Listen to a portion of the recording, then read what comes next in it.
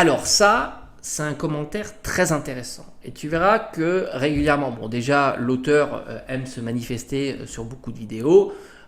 Et en même temps, c'est un message, alors ça c'est assez régulier, c'est te faire dire quelque chose que tu n'as jamais dit. C'est ça qui est assez intéressant, c'est que il va régulièrement poster en prétendant que j'ai tenu ses propos alors que je ne les ai jamais tenus. Voilà, ça c'est assez régulier et il va vraiment avoir beaucoup d'aplomb en pensant que, alors soit il comprend pas ce que je dis, et il a des certitudes et ces certitudes là il les manifeste alors qu'il a rien compris à ce que je dis, ou soit c'est intentionnel et à chaque fois il va reposter le même style de message alors que je n'ai jamais tenu ses propos. Mais enfin ça c'est assez régulier, soit tu as les personnes qui comprennent absolument rien à ce que tu racontes et du coup il va montrer avec certitude qu'il a rien compris, mais du coup il va te faire dire ce que tu n'as pas dit, au final ça va être comme ça, ou soit c'est fait intentionnellement juste pour t'agacer évidemment. Donc on ignore, c'est plus simple, il n'y a pas de souci pour ce genre de message,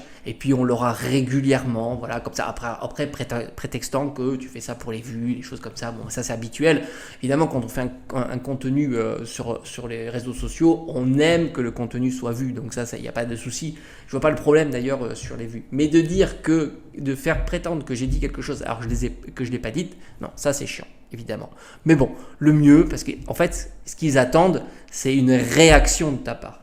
Donc au final, le mieux, tu laisses le commentaire. De temps en temps, tu as un abonné ou un follower qui répond à ta place. C'est très bien. Et puis voilà. Mais c'est toujours les mêmes. Ça aussi, c'est celui qui n'aime pas ton contenu qui va poster régulièrement dans l'espace de ton contenu. Tu vois, c'est un petit peu paradoxal.